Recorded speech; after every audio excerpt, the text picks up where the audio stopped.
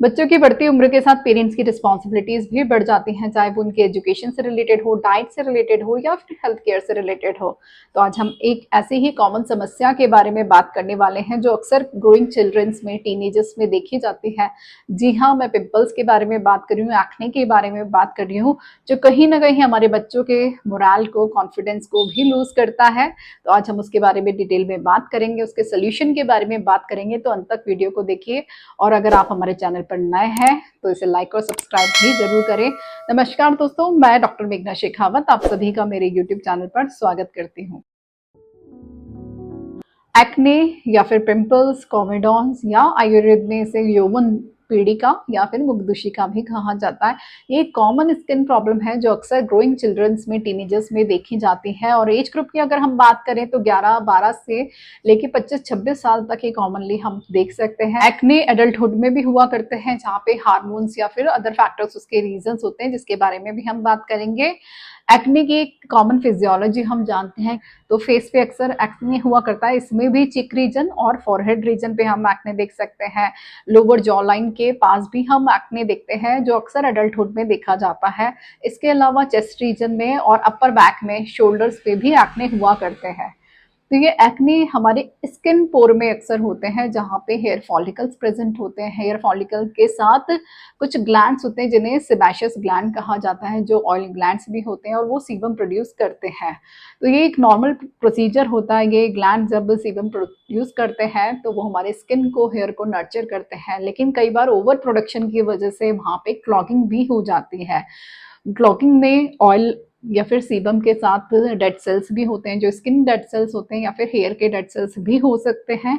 तो वो मिलकर जब क्लॉग बनाते हैं तो उसे हम कॉमेडॉन कहते हैं। ये कॉमेडॉन जब स्किन सरफेस के अंदर ही रहता है या अंदर ही आप महसूस करेंगे कुछ मोटा दाना हो गया है, उसे हम कॉमेडॉन के नाम से जानते हैं। वो अगर स्किन के बाहर नहीं आता तो उसे हम व्हाइट हेड बोलते हैं। और यही कॉमेडॉन जब स्किन के बाहर आ जाता है और एयर के कांटेक्ट में आने की वजह से या फिर किसी भी बैक्टीरिया के कांटेक्ट में आने की वजह से जब वो ब्लैकिश कलर में हो जाता है तो उसे ब्लैक हेड के नाम से हम जानते हैं। इसी कॉमेडॉन के अंदर जब इन्फ्लेमेशन हो जाता है, यानी कि जो बैक्टीरियाज, कुछ हेल्दी बैक्टीरियाज हमारे स्किन पे होते हैं, लेकिन कई बार बैक्टीरियाज अगर आपके कॉमेडॉन को इफेक्ट भी कर देते हो तो इन्फ्लेमेशन हो जाता है और वो इन्फ्लेमेशन एक्ने में कन्वर्ट हो जाता है। उस एक्ने में यानी पिंपल के अंदर अगर रेडनेस ज्यादा है तो वो पैप्यूल के नाम से जाना जाता है। और यहीं पे अगर पस सिक्रेशन ज्यादा हो गया तो वो पस्ट्यूल्स के नाम से भी जाना जाता है। ये एक मॉडरेट कंडीशन होती है एक्ने की, लेकिन यहाँ पे अगर इसको इग्नोर किया गया तो मोटी गांठों के रूप में स्किन सरफेस के अंदर देखा जाता है, जो पका हुआ भी रहता है, रेडनेस के साथ ज्यादा होता है और मोटी मोटी गांठें हम चेहरे पे फील कर सकते हैं। उनको हम नोड्यूल्स के नाम से भी जानते हैं। और ये नोड्यूल्स जब चेहरे की सतह पे आ जाते हैं और इनमें पस सेक्रेशन भी रहता है तो ये सिस्ट के नाम से हम जानते हैं, जो एक सिवियरिटी वाली स्टेज भी होती है। कई बार फंगल इन्फेक्शन की वजह से भी एक्ने बहुत ज्यादा बिगड़ जाता है। तो यहाँ पे हमने अलग अलग तरह के एक्नेस देखे कि किस तरह से 6 स्टेजेस में बटा हुआ है। कौन कौन से कारण होते हैं जो एक्ने को इफेक्ट करते हैं? तो हमारी अर्ली एज, नो डाउट जो यंग एज होती है या फिर टीनेज होती है, ग्रोइंग चिल्ड्रन की एज होती है, वो सबसे ज्यादा प्रोन होती है एक्ने होने के लिए। पोर्स की क्लॉगिंग यहाँ पे अक्सर देखी जाती है, ऑयल प्रोडक्शन भी देखा जाता है और यहाँ पे ऑयली स्किन वाले लोगों पे, यानी कि कफ प्रकृति वाले लोगों को भी एक्ने अक्सर हुआ करता है। इसके अलावा पित्त प्रकृति वाले लोगों में भी अक्सर एक्ने हुआ करता है। उनके पिंपल्स होते हैं वो रेड कलर के ज्यादा होते हैं और जो कफ प्रकृति के लोग होते हैं उनके पिंपल्स पस से भरे हुए हो रहते हैं। पेन वाली कंडीशन वातज प्रकृति के अंदर आती है। और अगर आयुर्वेद के अनुसार मैं बताऊं तो यहाँ पे तीनों दोषास इफेक्ट होते हैं, खासकर कफ और वात दोषा इफेक्ट होते हैं और वो रक्त धातु से मिलकर एक्ने बनाते हैं। तो कहीं ना कहीं हमारे धातुस और दोषास दोनों के मालफंक्शन की वजह से भी एक्ने हुआ करते हैं। तो ये प्रकृति पे भी डिपेंड करता है। तो हमने जैसे फिजियोलॉजी देखी तो उसके कारणों में सबसे पहला हमारा हाइजीन बहुत महत्व रखता है। प्रॉपर फेस वॉशिंग करनी है, गुनगुने पानी से फेस को वॉश करना है तो जाके एक्सेस ऑयल हमारे चेहरे की सतह से हट जाता है। इसके अलावा सेकंड चीज़ है हमारी डाइट किस तरह की, न्यूट्रिशन किस तरह का है। ज़्यादा फ्राइड आइटम्स अगर डाइट के अंदर है, ज़्यादा डेयरी प्रोडक्ट्स अगर डाइट के अंदर है, ज़्यादा शुगरी आइटम्स, बेकरी प्रोडक्ट्स आपकी डाइट के अंदर है, या फिर आपका डाइट का डिसिप्लिन ही बहुत बिगड़ा हुआ है, तो वो कहीं ना कहीं इफेक्ट करता है कि आपको एक्ने हो सकते हैं। इसके अलावा हार्मोनल चेंजेस की वजह से, अक्सर गर्ल्स की अगर हम बात करें तो मेंस्ट्रुअल डिसऑर्डर्स की वजह से, पीसीओडी जैसी तकलीफों की वजह से, या फिर पीरियड्स अगर उनको आने वाले हैं उस समय भी एक्ने देखा जाता है। इसके अलावा स्ट्रेस की वजह से, स्ट्रेस कॉर्टिसोल हार्मोन को बढ़ा देता है, उसकी वजह से भी एक्ने देखे जाते हैं। हार्मोन्स की अगर हम बात करें तो टीनेज में अक्सर मेल हार्मोन टेस्टोस्टेरोन डोमिनेटिंग होता है और उसके डोमिनेंस की वजह से भी एक्ने हुआ करते हैं। तो वो स्किन पे एक्ने स्कार छूट जाता है, तो वो भी कहीं ना कहीं हमारी ब्यूटी को इफेक्ट करती है। तो ये यहाँ पे सोचने वाली बात है कि अगर हमने एक्ने को बहुत लंबे समय तक इग्नोर किया, हालांकि ये कॉमन स्किन प्रॉब्लम है और एक जनरल स्किन प्रॉब्लम भी है जिसपे हम कई बार बहुत ज़्यादा ध्यान नहीं देते, लेकिन हमें अपने स्किन केयर को, स्किन रूटीन को मेंटेन करते हुए चलना है, तभी आप एक्ने फ्री लाइफ जी सकते हैं। कई बार कुछ मेडिसिन की वजह से या फिर ओसीपी यानी कि ओरल कॉन्ट्रासेप्टिव पिल्स की वजह से भी एक्ने हुआ करते हैं। अडल्टहुड में अब जब एक्ने की बात करते हैं तो जैसे मैंने कहा, लोअर फेस में यानी कि जॉ लाइन के पास एक्ने ज़्यादा हुआ करते हैं, उनमें हार्मोन एक बहुत बड़ा कारण होता है। आप मेडिकेशन पे हैं वो एक बहुत बड़ा कारण होता है। ओबेसिटी जैसी कंडीशन बहुत बड़ा कारण होती है। हाई केमिकल्स वाले फेस वॉशेस, मॉइस्चराइजर्स, सीरम्स आप चेहरे पे इस्तेमाल करते हैं या फिर एडवर्टाइजमेंट्स देख के उसे बदलते हुए अपने चेहरे पे इस्तेमाल करते हैं, तो कहीं ना कहीं वो आपके स्किन को इफेक्ट करता है। उसकी नेचुरल जो स्किन होती है उसको भी कहीं ना कहीं इफेक्ट करता है और आपके स्किन के बैलेंस को भी खराब करता है। उसकी वजह से भी एक्ने अक्सर हुआ करते हैं। तो यहाँ पे ये कुछ चीज़ें हैं जिन्हें हमें ध्यान में रखना चाहिए और उसको मेंटेन करते हुए, बैलेंस डाइट को लेते हुए, अपने हार्मोन को बैलेंस करते हुए, डॉक्टर्स की सलाह लेते हुए अपने एक्ने को ठीक करना बहुत ही ज़रूरी है। इनिशियल स्टेजेस पे कुछ चीज़ों से आप घर पे ही ट्रीटमेंट ले सकते हैं, लेकिन अगर सिवियरिटी वाली कंडीशन है तो वहाँ पे ज़रूर अपने डॉक्टर को कंसल्ट करें। अगर पेरेंट्स की भी हिस्ट्री रही है एक्ने की तो वो कहीं ना कहीं जनरेशन्स में ट्रांसफर होती है। तो जब भी पेशेंट कंसल्टेशन के लिए आते हैं तो हम फैमिली हिस्ट्री के साथ उसकी करंट कंडीशन को देखते हुए उसे मेडिसिन प्रिस्क्राइब करते हैं या फिर जो भी उनके लिए बेहतर होता है वो इलाज प्रिस्क्राइब करते हैं।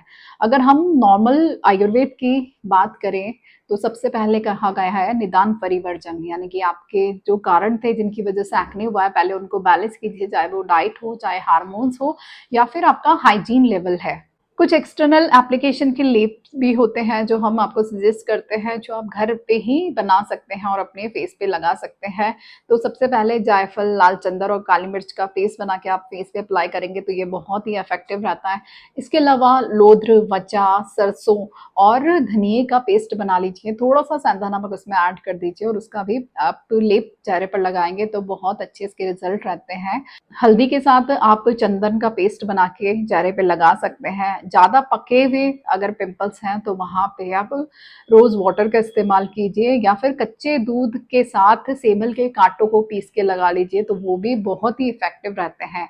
एक्सटर्नल एप्लीकेशन के साथ साथ इंटरनल आपकी कंडीशन कैसी है वो भी बहुत मायने रखती है। अगर कॉन्स्टिपेशन बहुत ज़्यादा रहता है, पेट की बीमारियां बहुत ज़्यादा है, कहीं ना कहीं इंडाइजेशन की प्रॉब्लम है, तो सबसे बेस्ट है हरित की चूर्ण आप रात को आधा से 1 चम्मच ले सकते हैं एज ग्रुप के अनुसार। अगर कम एज है आपकी तो उसमें आधा चम्मच लेंगे और रात को गुनगुने पानी के साथ लीजिए, तो ये आपकी ओवरऑल ब्लड प्यूरिफिकेशन के साथ साथ आपके एक्ने जैसी प्रॉब्लम्स में भी मदद करेगा, कॉन्स्टिपेशन जैसी प्रॉब्लम में भी मदद करेगा। विटामिन सी को हमें अपनी डाइट में इंक्लूड करना चाहिए। विटामिन सी का बेस्ट सोर्स है आंवला। आंवले का आप कैंडी फॉर्म में, जूस फॉर्म में, नेचुरल फॉर्म में किसी भी तरह से ले सकते हैं। इसका पेस्ट भी आप हरित की चूर्ण के साथ मिला के लगा सकते हैं और इसे खा भी सकते हैं, तो ये बहुत ही अच्छे रिजल्ट्स आपको देगा। तो नॉर्मली आधा चम्मच आप आंवला पाउडर भी लेना शुरू कर देंगे तो ये बहुत ही अच्छे स्किन रिजल्ट्स इसके देखे गए हैं।